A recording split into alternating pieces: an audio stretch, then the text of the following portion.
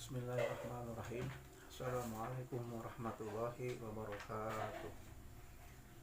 Kita bertemu lagi di pagi yang berbahagia ini dalam pembelajaran geografi yang insya Allah tema yang akan kita bahas adalah posisi strategis Indonesia sebagai poros maritim dunia yang kaitannya dengan 5 A. A yang pertama adalah tekad yang kuat, yang kedua adalah perbanyak tobat, yang ketiga adalah jauhi maksiat, yang keempat adalah tingkatkan manfaat, tingkatkan taat, yang kelima adalah tebarkan manfaat. Yang insya Allah kelima ini harus kita sinergikan dengan posisi strategis poros maritim dunia. Nah, dalam kegiatan pembelajaran kita kali ini kita akan masuk kepada dua pembahasan. Pembahasan yang pertama adalah letak fisiografis Indonesia. Indonesia terletak dalam garis ataupun tempat yang cukup strategis di dunia, bahkan di Asia. Nah, ini khusus untuk letak fisiografis Indonesia dibedakan menjadi atau dibagi menjadi, yang pertama adalah letak astronomis. Nah, letak astronomis Indonesia berada pada lintang utara 6 derajat lintang utara yang posisinya ada di Pulau Wi. Yang kedua adalah wilayah Indonesia yang paling selatan ada di Pulau Roti, itu 11 derajat lintang selatan. Yang ketiga adalah yang paling barat di kota Sabang, yaitu 95 derajat bujur timur. Dan yang keempat adalah di kota Merauke, 141 derajat bujur timur. Nah, ini berdasarkan letak astronomis. Yang kedua berdasarkan letak geografis. Indonesia diapit oleh 2 buah benua, yaitu yang pertama benua Asia, yang kedua benua Australia. Yang kedua adalah diapit oleh 2 samudra, itu Samudra Pasifik dan Samudra Hindia. Itu berdasarkan letak geografis. Yang ketiga berdasarkan letak geologis.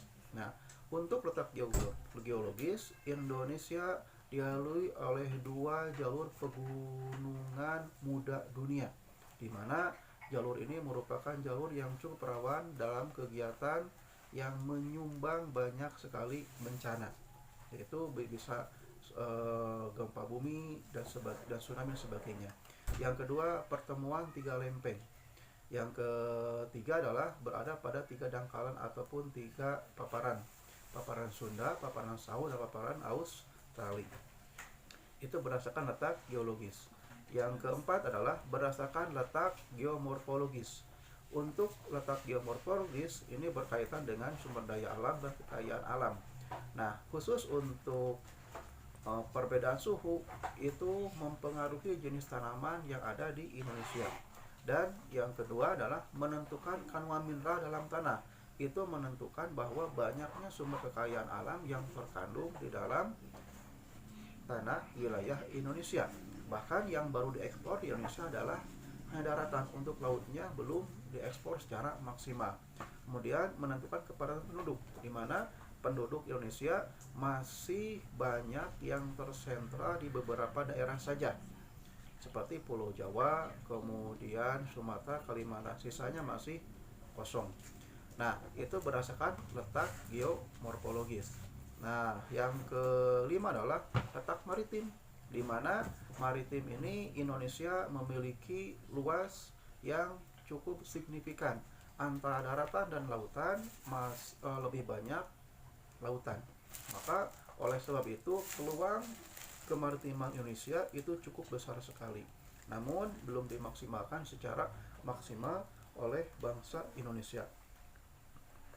Nah, ini berkaitan yang pertama letak fisiografis Indonesia. Yang kedua yaitu berkaitan dengan luas dan batas teritorial Indonesia, di mana luas batas teritorial Indonesia untuk luas laut adalah 3.257.483 km persegi. Untuk luas daratan yaitu 1.922.570 km persegi. Total luas wilayah Indonesia adalah 5.180 maaf 5.180.053 km persegi. Oleh sebab itu, maka kita wajib wajib meningkatkan posisi strategis maritim dunia yang kaitannya dengan 5A, di mana 5A ini bisa menciptakan salah satu manfaat yang kuat bagi bangsa Indonesia supaya menjadi negara yang maju. Nah, dengan 5A yang kuat ini, 5A ini yang pertama tekad yang kuat. Kita harus menekankan bahwa kita adalah negara yang kaya dengan melihat dari berbagai potensi. Yang kedua adalah perbanyak tobat, di mana dengan banyaknya sumber daya alam dan kekayaan alam, mudah-mudahan kekayaan alam sumber daya alam itu bisa menjadikan berkah bagi kita untuk bisa lebih baik lagi. Yang ketiga adalah jauhi maksiat. Dengan banyaknya keindahan alam yang ada di Indonesia, maka kita eksplor supaya menjadi berkah dan bisa menjadi negara yang menjadi contoh bagi negara yang lain dengan tidak adanya ataupun sedikitnya maksiat. Yang ketiga adalah tingkatkan taat, di mana kita harus bisa meningkatkan ketaatan, pertama kepada bangsa, yang kedua kepada Allah Subhanahu wa taala, supaya sinergi antara kepada makhluk dan holiknya seimbang dan kita bisa menjadi negara maju dengan berbagai istilahnya disiplin dalam setiap kegiatan. Nah, dengan sumber daya alam yang sangat banyak sekali, maka kita tebarkan manfaat dari alam, manfaat dari daratan, manfaat dari lautan untuk kebaikan kita semuanya. Yang insya Allah kita semua ini bisa menjalani kehidupan yang lebih baik lagi. Nah, ulang lagi, khusus untuk yang dinamakan dengan posisi strategi Indonesia sebagai poros maritim dunia itu dibagi menjadi beberapa tahapan. Yang pertama adalah letak fisiografis Indonesia. Yang kedua adalah luas dan batas tutorial Indonesia. Mudah-mudahan teman-teman semuanya bisa menyimak dengan sangat singkat ini. Mari kita lebih baik lagi dalam menyikapi berbagai hal dengan 5A. Wassalamualaikum warahmatullahi wabarakatuh.